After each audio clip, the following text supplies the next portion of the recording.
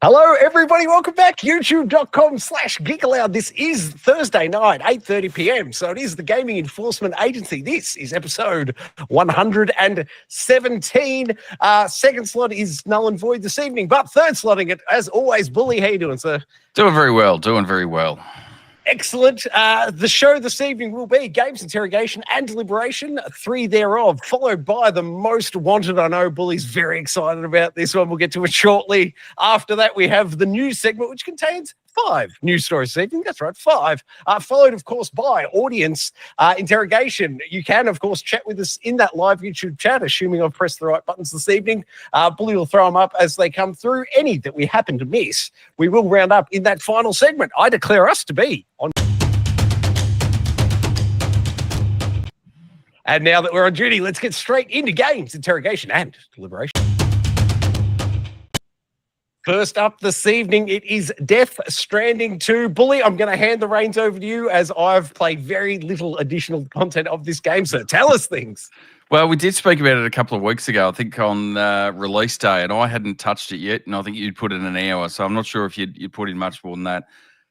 This is the height of storytelling and art in video game form. This is from the opening sequence where you're standing on top of this rugged cliff-top terrain, looking down the mountain range and the vistas, and you can see it on screen there. It is like the first time you see it is absolutely stunning. You can look down and see the individual rocks and pebbles, and it drags, for me, it dragged me in from that point. I don't know how much time you put into Death Stranding 1, Troy, but I really found it hard to get into. It was such a different style game, and even though it had that same cinematics and art. Pump your brakes, Billy. I think we've got no audio. I'm going to have to stop the stream and go again. Sorry, mate.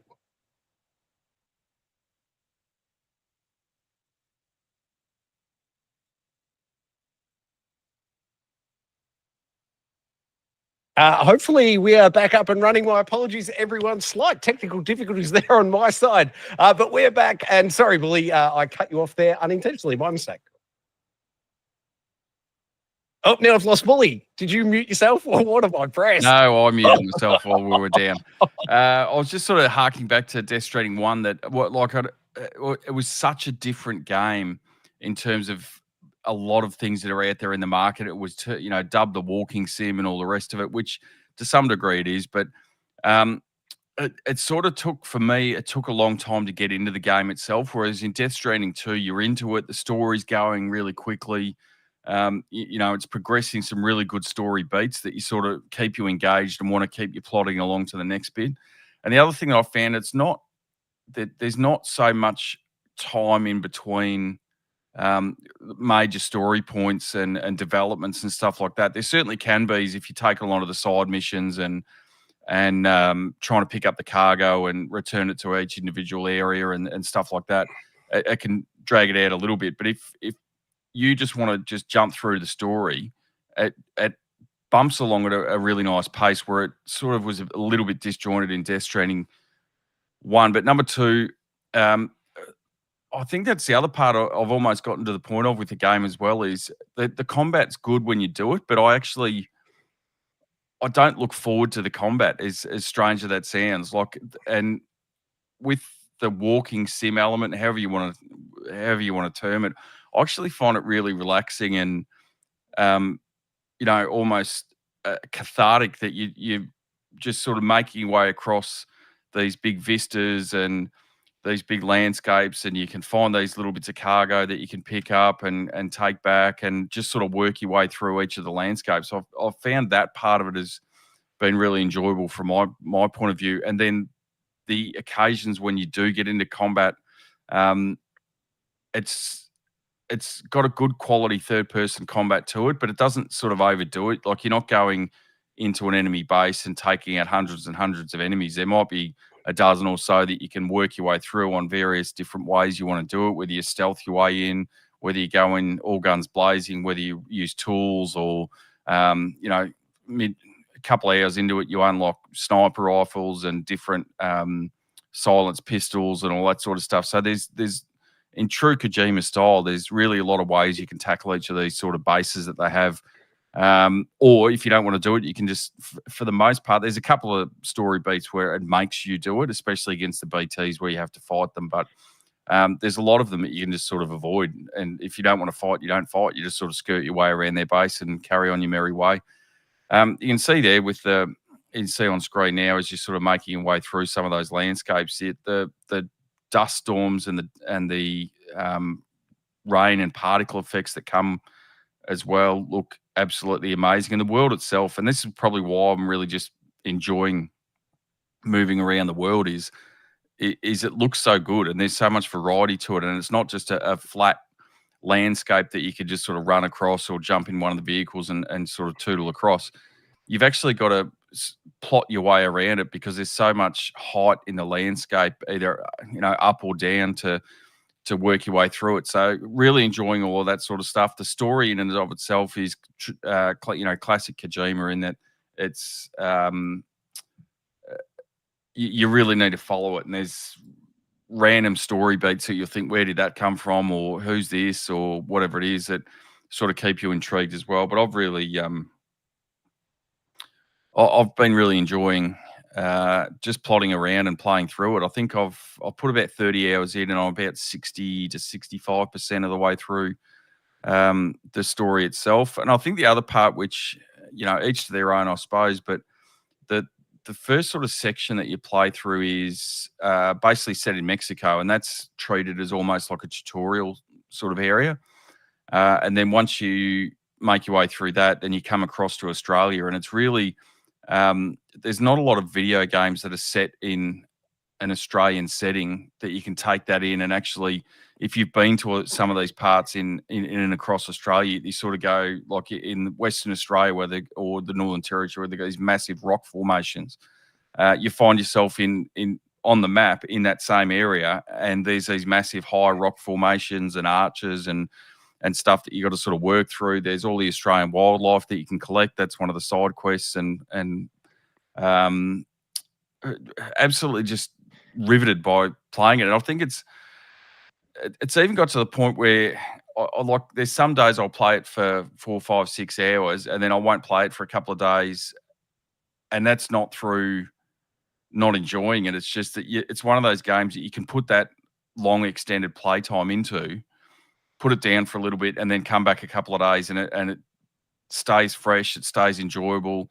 I've really absolutely enjoyed it, and it's probably up there with, so far at this stage, was Expedition 33 as Game of the Year material for me. So I don't know, Troy, whether you put much more than the couple of hours you put into it on release. No, mate, I haven't, and I can tell you it is, as you said, Hideo Kojima, just a master of storytelling, and this game just hits the emotional beats so hard. That's what's stopping me from playing it. I put it on and it's a tearjerker, and I'm like, no, I'm not in a position. I can't handle this right now. And I, run off and play something with a bit more mindless shootery or instant action, something that's not going to pull on me emotionally. But I love everything about it, man. I just need to be a bit more emotionally stronger to come back and tackle this game. I am looking forward to being able to do just that. I love what you hear. I love what you're saying. Excuse me. My question to you, you said a lot about the combat. I'm just wondering how are you playing it for one? Are you stealthing it, or are you taking it on head on every time you get the chance? Oh, generally just trying to stealth it. Even because you can see on the map when because it allows you to plot the course. And I can't remember if this was in the first one, but it allows you to plot from point A to point B, whether it was in the first one. Yeah. So you can go like diagonally through an area, or you can move yourself sideways or whatever it is. So I sort of look at the map as to okay, there's an enemy base there, I want to avoid that. There's BTs in that, I want to avoid that. Oh no, hang on, there's a big river, and again, I can't remember. I don't think it was in the first one, but they have weather effects is not the right word, but weather incidences, I suppose, is probably the best way to put it. So they have these earthquakes, which if you're going up a mountain, it'll start a mini avalanche that you've now got to avoid, rocks and boulders and stuff like that.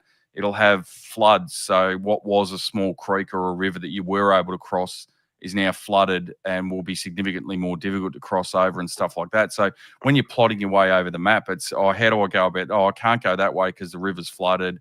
and there's no bridges there, and I don't have the materials to make a bridge, so I've got to find a different way. But in terms of playing through it, as I said, the combat is enjoyable. Don't get me wrong, but I've done everything I can to avoid it because I just like, just trudging around either on foot or I think probably about 3 or 4 hours into when you get to Australia, you can get either the tri-bike or the off-roader, which is I've found a lot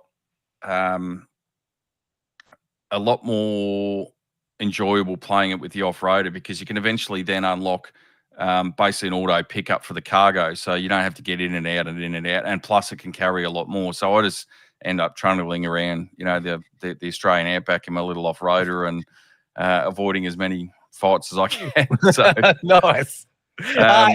Yeah, go. Is Ez rocking it? Can you get to the red center or no?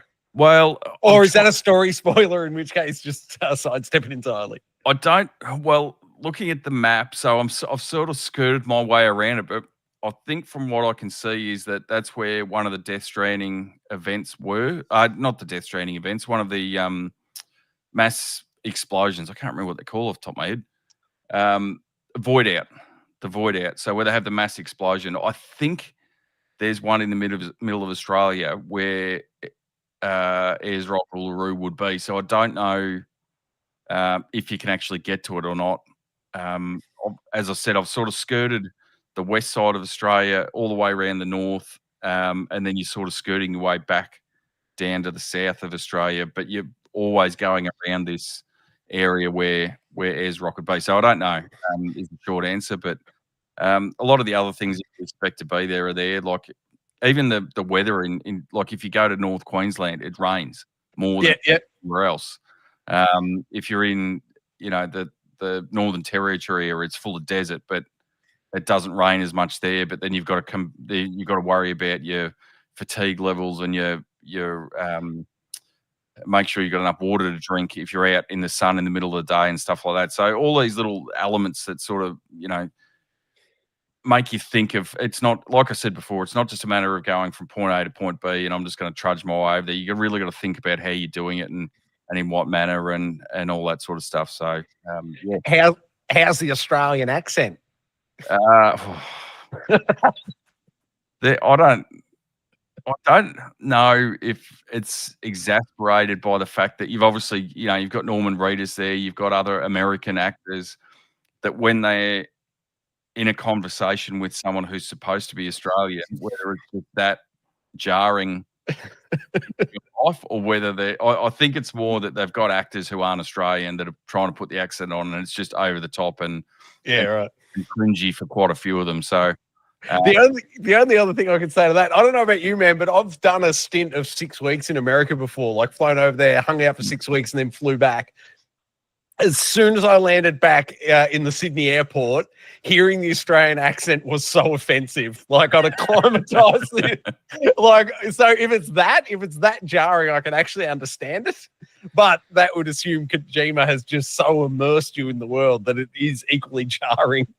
And that's what I mean. It may well be. I haven't looked at the actors that play the Australians as to whether they're actually Australian or whether they're, putting on the accent, but it doesn't. It is very jarring, whether it's by accident or intentional. I'm not sure, but it is the first one that you come across is particularly offensive, I would say. Excellent. No need for an infringement notice, so it's not that bad. No, but again, it's just the first one, I reckon. And then after that, I don't know whether you sort of get used to it or whether you just sort of, you just ignore it at that point or whether the other ones get better. I'm not sure. But it's certainly the first one when you hear it, you sort of go, oh, God, that's cringy. Is that NPC wearing an Akubra by chance? There is a few that do. I don't think he does. Any references to any great sort of like Aussie media? Like, is there any Mad Max stuff or the like? No, not really. As I said, there's quite a few of the Australian wildlife, which for those that aren't aware, it's a lot of the Australian wildlife is very unique to Australia. So there is a lot of that there.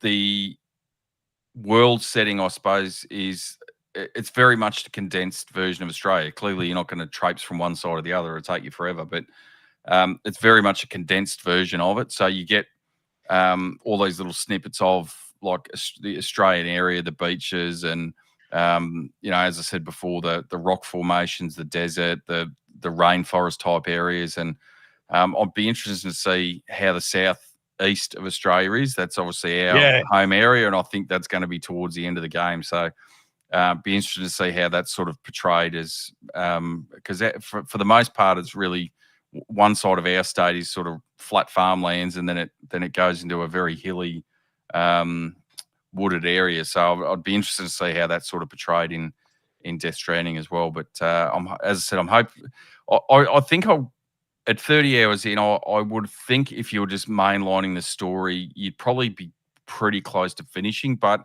the side benefit it is, as with the first one, is that the more things you deliver to each of these outposts or distribution centers, then you get rewards. So you get upgrades to your vehicles, upgrades to your weaponry and your armor, and you can carry more things and all that sort of stuff. So it's worthwhile going through and doing all that side stuff, which is sort of where I'm at the moment, which is probably holding me up a little bit. But as I said, absolutely enjoying it, and more than happy just to keep just sort of trundling along, doing those side bits, pushing the main story along every so often, and yeah, absolutely stunning game. Final question, and then I'll move on. Had it lost it? Oh, are you trying to 100% it, or are you just sort of focusing on the main story, or are you going for that 100% on the first playthrough? I think ultimately I'll probably get close to doing the 100% on the playthrough. I've like most of the outposts and the distribution centers, so you can get up to 5 stars for each of those.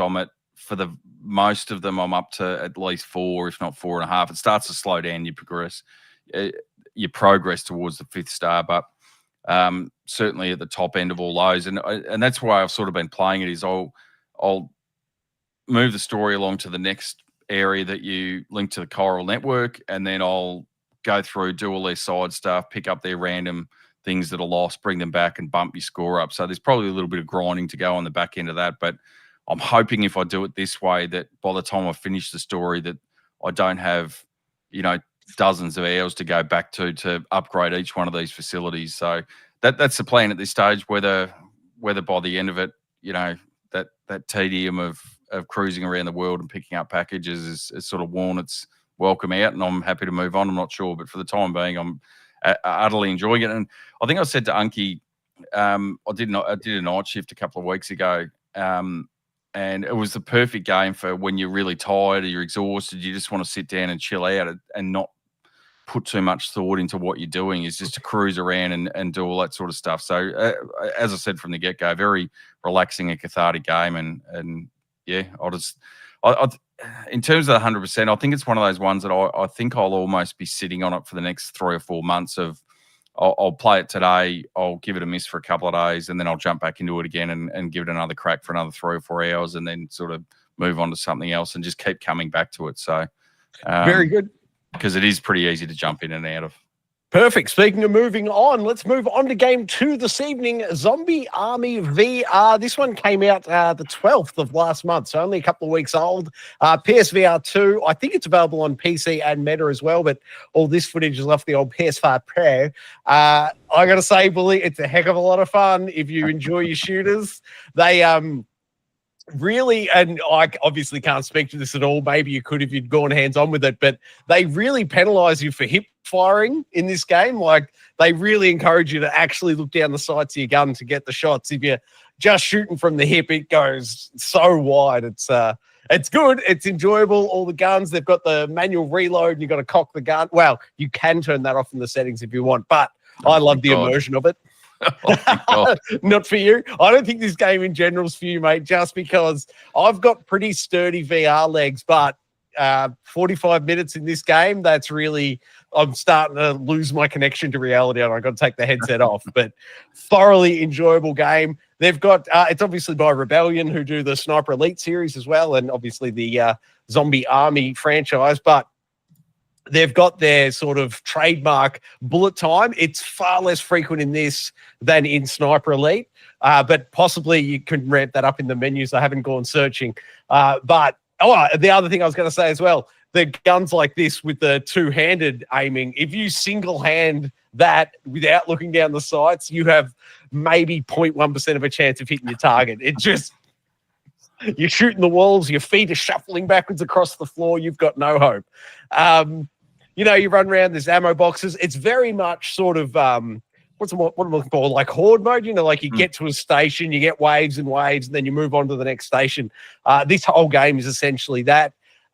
It's got a fantastic boss section. Like, you'll go through a whole level and I'm picking up my numbers here, maybe, 8 to 10 little spots where there's horde after horde, but then you get to the final one and it's a boss, and that's in this footage here, the first boss you come across, and he sits at the top and he's sort of invulnerable, and you got to kill, I think it's 3 waves of minions, and then he becomes vulnerable for a short period of time, and you get a crack off a shot at him. The grenade play, sorry, just to see it while it's on screen, he's fantastic. He just pull the bottom out of the pin, throw it, stand back and wait for the chaos. Anyway, on the boss, though, you kill 3 waves, he's vulnerable for a minute, line up your shot, take the shot, get the bullet time for going through, and then you're back down to the ground level. 3 more waves of guys, take another shot at him, back to the 3 waves of guys, and then you take your final shot on him. And if there's any zombies left over, once you get that final shot, they all just disappear and you're good to go. This game looks phenomenal. It runs, 120 frames a second in both eyes. The game runs beautifully, even when there's, an absolute horde of zombies on screen, and it's not all confined. A lot of this footage does it no justice, but there's a lot of sections where you're more outdoorsy like this, but even being outdoor, full like long distance view and a horde of zombies, it doesn't miss a beat. I love it. It's got the old sledgehammer bully, so I can bring the hammer down on the zombies, and one shot to knock the helmet off, and then the other one you can really take their head off entirely. Heck of a lot of fun. I can't recommend this game enough, with the caveat of you've really got to have sturdy VR legs. There is a sitting mode, so maybe that'd help you out. But for me, I love the immersion, being able to, walk around my little sort of 2-meter square and, get shots off around the corner. I had to mention as well, they've got, you get XP during the level, and then between missions, you get back to the base, and then you get upgrade points for your weapons. Don't do what I do and upgrade the first weapons, because in the second level you get a whole new set of guns and you've wasted any upgrades you did on the first level. So that's my pro tip. Just hold on to those upgrades, get a few levels under your belt so you get the better tier of weapons, and then you're off to the races. It's got landmines as well. They're a lot of fun because you sort of know, you can visually tell when you're in one, the next area. Oh, here we go. Here's a bullet time bully. Check this out. Kaboom. Smash the zombie's head clean off his shoulders. I love it. You walk into an area, there'll be a few landmines around, and you've got time to pull the pin on them, drop them on the ground. From what I can tell, there's no friendly fire, so to speak. Like if you set a mine and then walk over it yourself, I don't believe it sets off. Check out this gun here, bully. I don't know what the correct term for it is, but it's an LMG I'm going to go with. It's got 2 barrels of ammunition. I think you get 100 bullets, and then it just rapid fire, and you just lay the place to waste. Like, what do you call it? The triggers. What's their name for it on the DualSense? Adaptive triggers. Yep. The adaptive triggers are beautifully implemented. You can feel it, like you can half pull it, and then you're like, oh, there's the resistance. When I pull it, another millimeter, the gun's going to go off. So, they've implemented that beautifully. The vibrate function in the controllers when you're firing is perfect, but also in the headset, you know how they got the headset vibration. If a zombie sneaks up behind you and starts trying to munch on your brain, you can feel it in the headset, which is excellent for the immersion factor. I love everything about it. I think I've covered all the points, Billy. So any comments from your side? No, again, this is one of these ones that I really, in theory, would love. But as you said, it's if you're telling me that after sort of half hour, 40 minutes, you need to take a break, I reckon I'd have about 30 seconds then. Yeah. It'd be interesting to see how the sit-down mode works, whether that has much to it. Just interested with the movement. Is it warp movement or is it walking movement? Because it's the walking movement that generally gets me, nauseous playing it. Whereas if you have that warp jump almost sort of thing, that seems to alleviate a lot of that for me. It does have the teleport movement option available, but I don't like the look of it. I understand it's how you like to play, but for me, I want a left stick locomotion drive my way around all the levels. So that's what I've got turned on. You're right. Maybe if I switched it over, I could play it for a bit longer, but I love it. And to my earlier point, this is the final boss of the first level here, where you've got you're just in like a rotunda. Old mate's up on the shelf there, and you just kill wave after wave. Oh, the other thing I was going to say was they have a fantastic variety of zombies too. It's not just one zombie that you see a million times in a level. They've got various dudes. Some of them have guns, some don't. Some have guns with helmets, some without. Some of the walking dudes, I don't know. Oh, there he's there actually on screen. He's got like a welder's helmet on, or like the original Iron Man helmet when he's in the cave. Just fantastic art style. I love everything about it. It's a great game. If you've got a PSVR 2 headset, I'd highly encourage you to do it.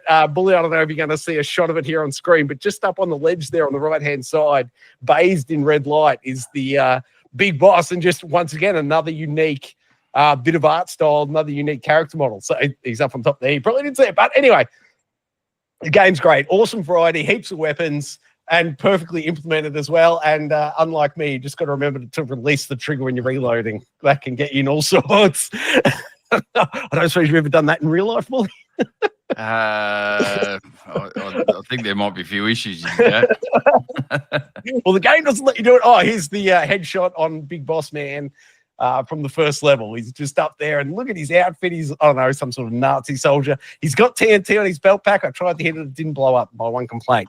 All right, Bully, that's enough of that. Let's move on into Game 3 this evening, and this is the King of Fighters 15. Check out that list of characters available there on the character select screen, Bully. I don't know, pick a number. What we'll call it, 25, maybe 26? Awesome array of characters, and obviously the top two rows there are predominantly DLC characters that are available, so they're offering to have you part with your money, which is great. The main reason we're covering this one today, I did the install on the channel. Oh, that is available one video back, but I meant to mention that Zombie Army VR, that installs 2 videos back on the channel if you're interested in checking that out. But the King of Fighters, 15, is one of this month's PlayStation Plus included games, the 3 titles. One is Diablo 4. I can't remember the name of the other one. Bully, I was creeping on your PlayStation profile earlier, and I see you've actually played it, but do you remember the name of the second game? Katamari? Is that sure. I don't know. Maybe. It was a name that was unfamiliar to me. But yeah, so Diablo 4, which is a fantastic game. Definitely pick that up if you're a PlayStation Plus subscriber. I'm saying make sure you add it to your library. Jusant. Oh, there you go. Bully, any quick words on that game? Is it worth playing? I don't mind it. It's another chill it's a rock climbing type game. But not VR? No, but with a bit of a sort of mistress story in the background. I actually don't mind it. Sounds like it could be a 3D platform. Maybe I'll give it a wide berth. It's 3D platform adjacent, so probably not. Yeah, I'll give it a miss. I'll stick to VR. But this game's great. If you like your fighting games, this game works well. The only thing I really thought it was missing was some nice big blood effects, a good uppercut and some blood flying out would have been awesome. That's not there. I suspect they were just doing it for the ratings, to keep the age rating on the game lower. But very enjoyable game, great set of characters, great set of levels. And if you're already a PlayStation Plus subscriber, you can check it out. I think it was, oh gosh, now I'm blanking. Was it 86, 89 gigs, somewhere around there for the download on PS5. It's also got a PS4 version, but I haven't gone hands-on with that. If you like your fighter games, check it out. Bully, have you any interest in the King of Fighters, 15 or otherwise? No, I don't. I think we were just sort of having a bit of a brief chat before the show, Troy. In theory, the fighting games should really appeal to me, but it's just that quick, and it's probably gotten worse the older I get. There's that quick button press and the memory to pull off the moves is just like I still remember sitting down as a teenager, like playing Mortal Kombat or Street Fighter with the move list or the fatality list in front of you, and it'd be like left, A, B, and like you're never going to pull off a move doing that. So yeah, it just never really clicked with me the fighting games, and I have seen some footage of people who are half decent playing it on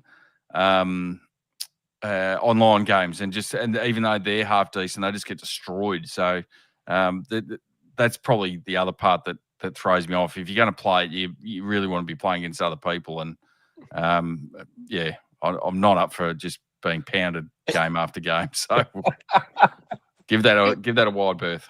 Fair enough. We will give it a wide berth, and we will move on to this week's Most Wanted.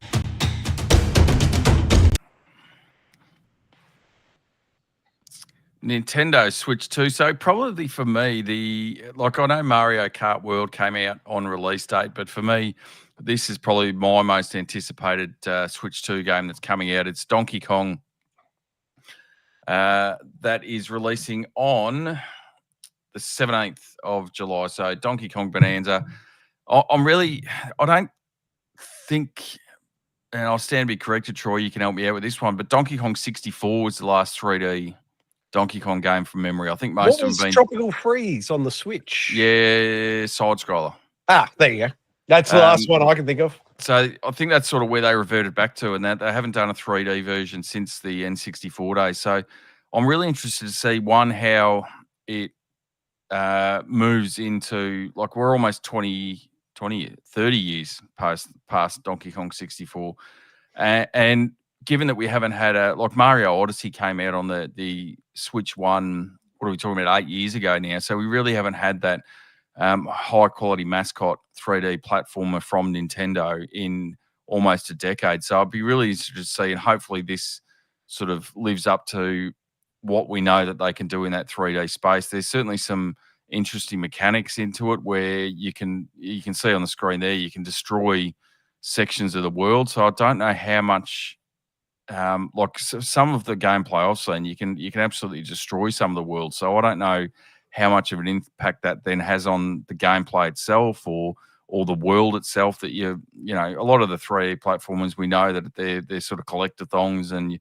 you've got to find the hidden areas. And if it's a matter of forcing your way through the dirt or the rock to find these hidden areas, I'm not quite sure I'm up for that. But really interested to play it, really interested to see where they've gone with it. And as I said at the start, it's probably my most wanted on the Switch console to see what they can actually put together. Because I think we spoke about it a couple of weeks ago.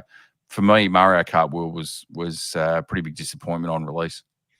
Yeah, and sorry, I'll just explain to the viewers. No, you haven't had a stroke. This footage is blurry, and about every 15 seconds it flips upside down. That's just me trying to get around Nintendo's crazy, onerous copyright claims on YouTube. So just my apologies for that. A question for you without notice, Billy, and I hope I'm not throwing you in the deep end here, but I don't know the female's name that's accompanying Donkey Kong throughout, but does she grow up to be the mayor of, is it New Donk City in Odyssey? Pauline. Is it her or no? I can't quite tell. Because it kind of looks like her. The outfit's kind of similar. And in the trailer, they talk a lot about how she wants to be a singer. And from memory, the mayor of New Donk City sings at the end when you finish that level. So I thought maybe they were tying the two together. Yeah, may well be. I'll let you know in, a week's time. I can let you know. Perfect. Do you know, is there any of the new Switch 2 functionality they're using, mouse or the like? Again, I don't know. I haven't seen whether they're using the mouse or not. I really hope not, because I think I spoke about it when we were talking about the Switch release. It's really, for me, a strange addition, given the fact that most people, if they're going to sit down and play it on a screen, they're going to be sitting on a couch. So I don't know, or a chair or whatever it is. They're not going to be sitting at a table or a desk. So I'm not sure really how that mouse functionality would move over to that sort of environment. Certainly if you're sitting at a table in the undocked mode, just having the screens sitting up like that, it might work, but that's not really how I play games at all. And if you had the choice between a large screen TV or the tablet, I'd take the large screen TV every day of the week. Yeah, fair enough, mate. Fair enough. The game does look great. As you're aware, I don't have a Switch 2 yet, but maybe on the Christmas list. And this game looks great. I would love to go hands-on with it at some point. Very much looking forward to your review of the game next week. Any other points before we move on? No, carry on. All right, then. Let's kick it in the newsroom. Bully, whom has the right to remain newsworthy this week? Well, we got a few news stories, 5 in total. The first one, which it's been sort of rumored for a little while now, is Assassin's Creed Black Flag remake, and there's some interesting rumors that have been doing the rounds over the last week or so that the game could, in fact, be releasing later this year. So I don't think Ubisoft have actually confirmed that they're doing it, but it's probably one of the worst kept secrets going around. And I'd be surprised if they're not going down this path, to be honest with you, because the Ubisoft as a whole company has sort of been on a downward spiral for a number of years. And this is, for most people, Assassin's Creed 2 and Assassin's Creed Black Flag are the two highlights of the AC universe. So I've been wanting to go back to this for years, but have been holding off time after time with this temptation of the game being released for modern consoles with upgraded graphics and gameplay and all the rest of it. So I'm really hoping, well, A, that it is true, and B, if it is coming out, later this year. I don't think, from what I've seen, we obviously had Assassin's Creed Shadows earlier this year. I don't think that there is another Assassin's Creed game slated for this year or next year that we have seen. So hopefully, whether it's late this year or early next year, we get Assassin's Creed Black Flag. Certainly would be day one for me, Troy. I don't know what your thoughts on Black Flag are. Yeah, I was a big fan of it back in the day. I'd enjoy going hands-on. I'm just a little concerned. I'm blanking on the game it was now. But there was a game that I was a huge fan of back in the day, and then it was about 10 years later, they did the re-release, and I went back and played it, and I went, yeah, this was great at the time, but it doesn't hold up compared to today's games, and I'm just a little concerned that maybe this game will fall into that category. The gaming, little nuances of gaming have moved on in such a way that I'm worried that the gameplay might feel a bit dated. That being said, I loved it back in the day, so I would be keen. I'd be a day one player for sure. But yeah, just a little concerned that maybe it'll feel dated. Hey, Bully, correct me if I'm wrong. It may have been a fever dream, but did they release Rogue, Assassin's Creed Rogue PS5 recently? Was that this year? It was PS4. So I thought they did a PS5, or did they maybe announce a PS5 one was in the works? Maybe that was a fever dream. That might have been a fever dream, but I actually went back earlier this year and played Assassin's Creed Rogue, the PS4 version. It actually played pretty well. Like the gameplay, if you know what you're getting into, it's not that difficult to jump into. I think my only issue was that I had a few bugs and stuff in some of the areas. So as you, for those that haven't played any of the Black Flag or Rogue, you sort of move your way around the seas, and you have these ports and different areas that you can dock your ship, and within each of those areas, there's a number of collectibles. And I found that on more than one occasion that it had basically locked out these collectibles that I'd thought that I'd got that I hadn't. It was still flagging on the map, but it wouldn't allow me to go and get it. And I went through and played the whole single player campaign, and then went back to try and get some of that extra stuff. And just the amount of bugs in it sort of, threw me back out of it. But I really enjoyed jumping back into that universe. It's a fantastic game in and of itself, and then Rogue was probably a tier below that, but still pretty good in and of itself. So, as I said before, I'll be day one into it. Yeah, nice. Let's hope it does come out. I've just seen on screen there. I forgot that came out on the Wii U, Bully. Do you have that one in the archives behind you? Don't believe so. I don't have much in the Wii collection, I'll be honest with you. Fair enough. So thumbs up for me, bring it on, but I'm not sure it's going to happen. Do we have a jam-packed end of year? I know there's still a few big ones to come, but, with G.E.A. 6 moving out of the year, what do we got left coming, the big title-wise? Well, I think that's probably the big thing, is that I reckon a lot of companies were sort of looking and expecting GTA 6 to be released later this year. And then when it got delayed, I think that's thrown a few spanners in the works with a lot of companies that may now be going, oh, geez, now we've got to get something, and we've got to put it together and get it out before either late this year or early next year. So I'm just looking through October at the moment, confirmed games looking pretty slim. November's looking even slimmer. Obviously, we'll get a few more towards the end of the year announced, and release dates and stuff. Ghost of Yotai is the only one coming to mind. Well, Ghost of Yotai is October 2, so That's early on. I'm just trying to have a look through the list here. You got Little Nightmares 3, if that's of your interest. Pokemon Legends, Z to A, Ninja Gaiden 4, Outer Worlds 2, late October. And then you move into November, and there's 3 games of not a lot of note, to be honest. Yeah, right. Oh, well, crazy. Interesting end of the year. So, yeah, it'll at least give me time, hopefully, to get back to Death Stranding too, Billy. Do yourself a favour. Oh, no, I want to. Believe me, the desire is there, just not the resilience. All right, mate. News, story 2. What are we looking at? A big hit for the end of the year? Big failure for the middle of the year. So FBC Firebreak, which is obviously from the world of Alan Wake and Control, Remedy Studios, and released onto, I'm pretty sure it was on Xbox Game Pass as well, but it was certainly on the PS Plus games for June.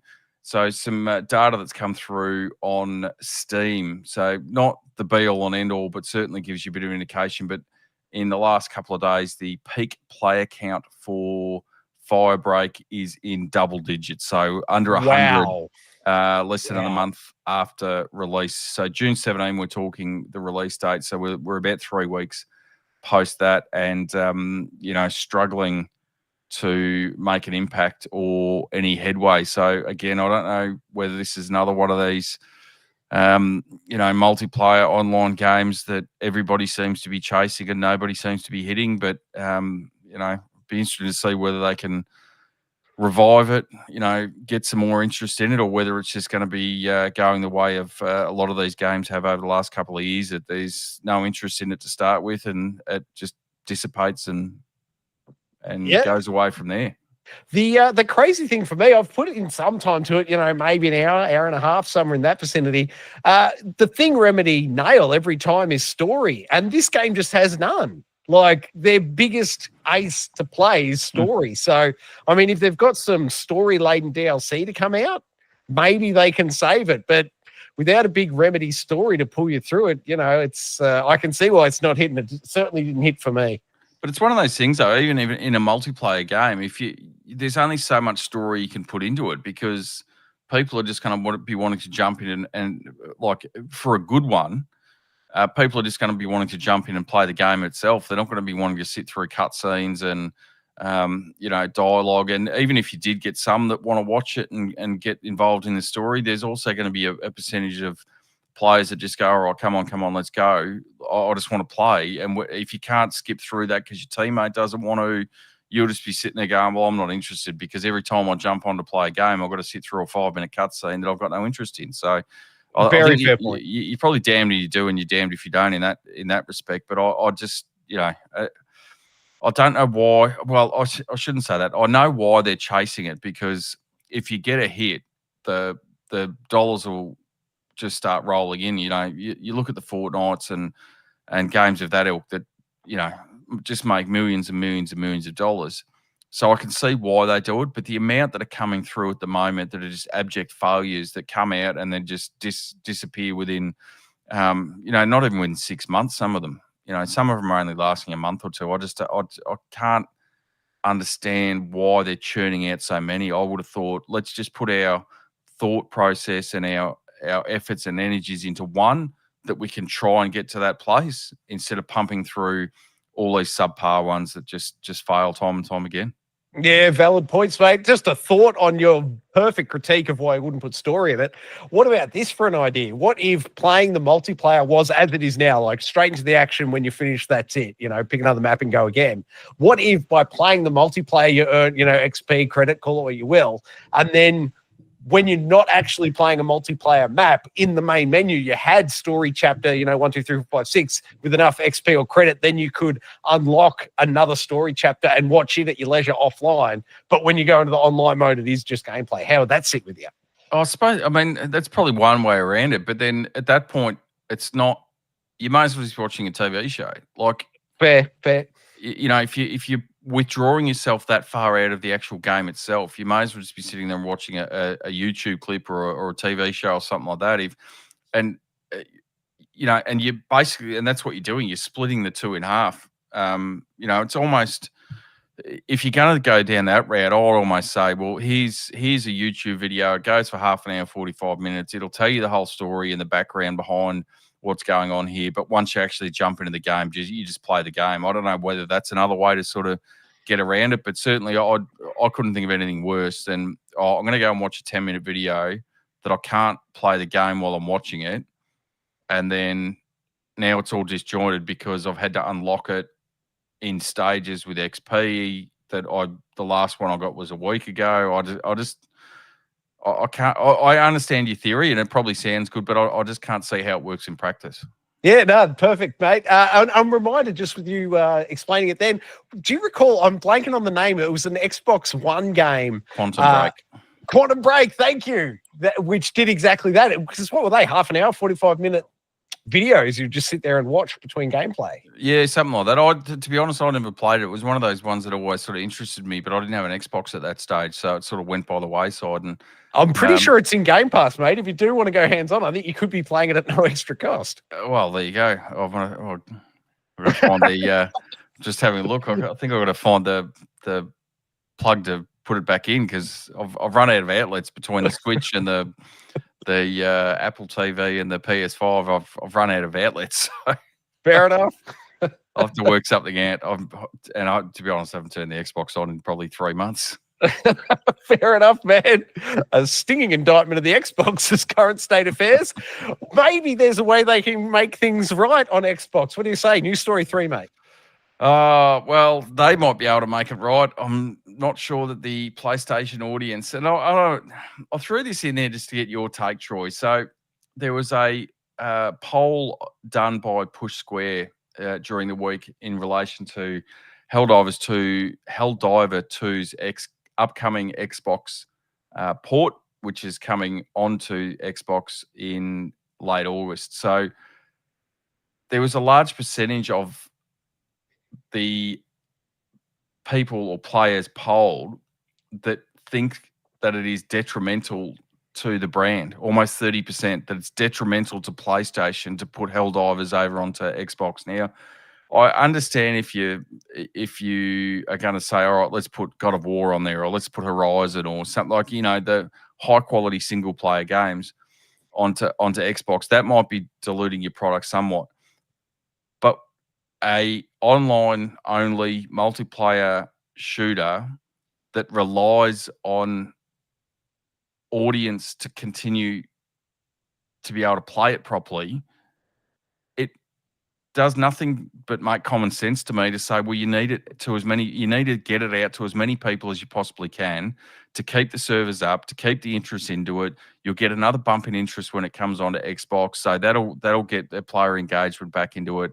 They've been pretty good with in terms of Arrowhead releasing updates and things since its release. So I just can't understand what the thought process is, or whether it's just that ultimate fanboyism that everything has to be PlayStation, and if it's Xbox, then it's no good. This is my toy, and you can't play with it. Yeah, it's almost Well, that's exactly what it is. Is if Xbox is doing well, then that means that PlayStation has to do poorly. It makes no sense. No, it does. They can both do well. They can both, and they're quite clearly, we've seen over the journey that they're two very different directions that they're going in as consoles and game companies. Is that Xbox is very much the Game Pass subscription model. Sony's doing that to some degree with PS Plus, but for the most part, they're throwing traditional games out. A la carte. You've got to purchase them as they come out. So very different tax that they're taking, and I've never really understood that. And in fact, I almost go the opposite way to say that if what we've seen over the last probably decade with the steady decline of Xbox, I'd almost argue that we've also seen a pretty steady decline in the quality of PlayStation as well. Like, you have a look at the PS5 since its release.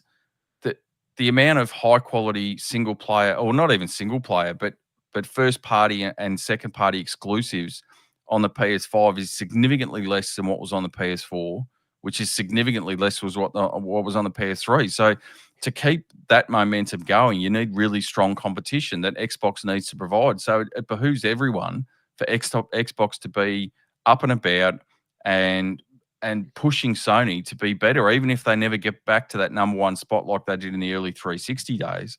At least if they can push them along, it's only a better outcome for Sony and for PlayStation fans. So I just don't get I don't get the backlash. I don't understand what the thinking in is. And more than that, I think that people it's just blinkers on fanboy without actually having an understanding of the whole industry and where it benefits all three platforms, Nintendo, Sony, and Xbox, all doing well makes everyone else better, which makes the end product for the user better.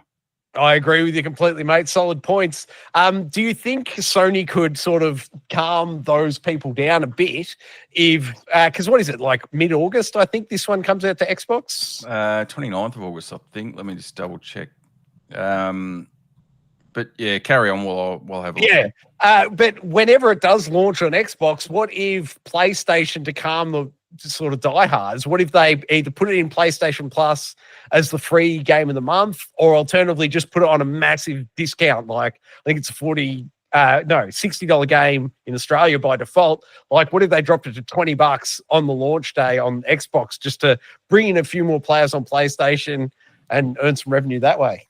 Oh, I mean, that's one way to do it, but you got to remember back to when it was released. It was actually a cut price title. Yeah. On release, like it wasn't at the $70 mark that a lot of games are coming out at. Yep. It was, I think it was 40 off the top of my head. So yeah, yep. They came in pretty cheap anyway. I to be honest, I just think you're pandering to whingers at that point. Like if you're not going to, if you haven't played it by now, you're probably never going to play it, and you're just going to whinge for the sake of whinging because who knows? Like I said before, I don't get it. I don't understand why you're whinging about it. And I don't know if that would entice them into it if they haven't played it anyway. Like, let them have their tantrum and not play a fantastic game. I don't know. All right, how about we flip it the other way then? How about we try and wind some more people up, release it on Xbox into Game Pass on day one? How would you feel about that move? Yeah, wind them up. I love it. All right, we've sorted out another problem here on the Gaming Enforcement Agency. Bully, what's happening with your story 4, mate? Just a quick one, and we touched on it a couple of weeks ago when we spoke about Mind's Eye. We both quite enjoyed it. I know Troy, over the last couple of weeks, you've gone through and platinumed it. Real gamer. You've obviously enjoyed the time you spent with it. Oh yeah, well spent. Clearly, there was issues on launch. Now, from what I've seen, and I think I spoke about it, was that there was a patch released about a week or two after its launch that seemed to alleviate a lot of the issues for me, to be honest. So the company that has released it was Build a Rocket Boy. And their director has come out and said basically that, or their CEO, Leslie Benzies, who's an ex-Rockstar employee developer, has basically come out and said, look, we're not done with this. We've got into a pretty good space. Let's continue to work on it, and we're going to do another launch or a relaunch of the game in a couple of months, and try and get that hype up. So it'd be interesting to see how that sort of works going forward, because there's quite a lot of games that, and we spoke about Firebreak before, that come out, fall over, and they're never heard from or seen from again. So it's really interesting that they've taken this approach, almost like the Cyberpunk 2077 approach of, yep, okay, we're going to throw our hands up, and yep, we acknowledge it wasn't in a great space when we launched it. We're going to do everything we can to fix it, and we're going to bring it back to you in a much better space, in 6 months' time or however long it ends up being, and have another crack at it, knowing that there's, yes, there's some negative hype about it at the moment, but whether that can be reversed, I'm not sure. Certainly, it's not common. We've seen it, as I said, with Cyberpunk. We've seen it with, blanking on that. It was the space adventure game. Oh, it'll come to me in a minute. The, we haven't seen a lot of it. No Man's Sky. No Man's Sky. We haven't seen a lot of it, but we have seen that when the developers put time, effort into getting the product right, how it should have been on release, that generally the gaming community is accepting of it and will give it another crack. So, you and I both enjoyed it. I'm certainly not one to smash it, even though it does have a few issues on release. So I got my fingers crossed for them that they can go away, repolish it, re-release it, and hopefully get the credit they deserve for putting the effort in and releasing it, and it's received in a much better space. One hell of a story, Bully. I can't recommend seeing it through to the end. It's a fantastic story and well told. Overlook the negative press around this one, I say. It's a top-tier game as it stands. I'm not saying it's game of the year, but I absolutely loved my time with it and was able to – but I think I finished it in under a week, all told. That's how good it was. Oh, gosh, I couldn't give you an hour count now. All right, that'll do it for Story 4. What's happening in News Story 5, Bully? News Story 5, and I don't normally comment on these ones. So PS Plus Extra and Premium released today for July. Now, as I said, I don't normally jump into these, but the quality of this one for me is pretty high. So we get Twisted Metal 3 and 4, which continues some of the releases there, but we also get Cyberpunk. Sorry, they're PS1 emulations? Oh, yeah, sorry. So the re-listed on as a PS4 game. Yep. But they're the original PS1 and 2 games, I think. We also get Cyberpunk 2077. We get Banisher's Ghosts of New Eden, which for mine was a very underrated sort of game. I know nothing about it. Tell me things. Third-person action adventure game. It's set in like the 1600s. The east coast of America as they're settling in from, or you've got the settlers and that are coming in from Europe, and a bit of a ghost. So one of them's basically a ghost whisperer. I won't get too much into the story because it'll give it away. But there's a husband and wife. One of them's a bit of a ghost whisperer, and it sort of goes from there. But the setting I thought was really cool in it. The story was really cool. The gameplay mechanics were pretty cool once you get going. And again, it takes a little bit to go, but I thought very underrated game. You've also got Risk of Rain 2, which is the weather forecast for tomorrow? No, that's always the it's always a Risk of Rain in Melbourne, but it's a bit of a roguelike shooter. So I haven't played that one. I know Unky hasn't. He rates it pretty highly. And then you've got a day one release of Abiotic Factor, which I haven't, to be honest, had a lot of a look at so far. But I really, given that a lot of months we see some pretty average releases on the service, yeah. I thought it was worthwhile when they do throw out a decent bunch that we acknowledge it, I suppose. Yeah, absolutely fair points, mate. As you were explaining the game to me, and I've already forgotten the name of it, but the husband and wife team. I don't think I ever played it, but I do remember a trailer on, Game Awards, one of the Keatley somewhere. It did look fascinating to me, but I totally forgot the thing even existed until you just re-told me the story then. So I'm actually hands-on. I might pick an install up for that shortly. Yeah, there is that. And I just had a quick look. So Abiotic Factor is basically a 1 to 6 player survival crafting game. So it looks interesting art style and it looks pretty cool. So is it PG? That sounds like one for my boys. Didn't see what the rating was, unfortunately. So fair enough. You'll have to check it out. No worries. But good month this month, I would have thought. Something to look forward to quite a wide variety of games. And I should have mentioned that the other one in there is Bluey, the video game, for those who are interested. Speaking of our boys. Easy platinum, I hear. The one I think you may have missed, mate, was Cyberpunk 2077. Didn't that also get added today? No, I hit that off the top. Here's me blanking out then. That is it for the news, Bully. Let's kick it on now to audience interrogation. What's been happening in that there YouTube chat? Oh, just a bit of chat between myself and Sean Games, as per usual. Hey, Sean. Off to see Superman movie, the new one, tomorrow at the cinemas. I'm not sure if that's an interest for you, Troy, but it's not often I saw the trailer and it wasn't calling to me. No, it's not often I go to the cinema anymore without seeing some sort of mind-numbing child's movie. So This might have to wait until it's on some sort of subscription service or similar for me. Fair enough, mate. Fair enough. Hey, Sean, thank you for coming along this evening. All right, I think that's going to do it, Bully. I declare us to be off duty. Great work this evening tonight, my friend. Thank you so much. Thank you for having me. Always a pleasure. Hey, Bully, what else could you do with the channel? Like it, subscribe it, you'll never miss it. Oh, that was luck. Hey, that's not it.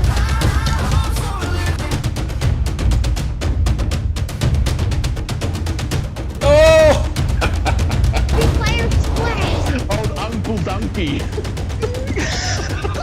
Gee, Donkey.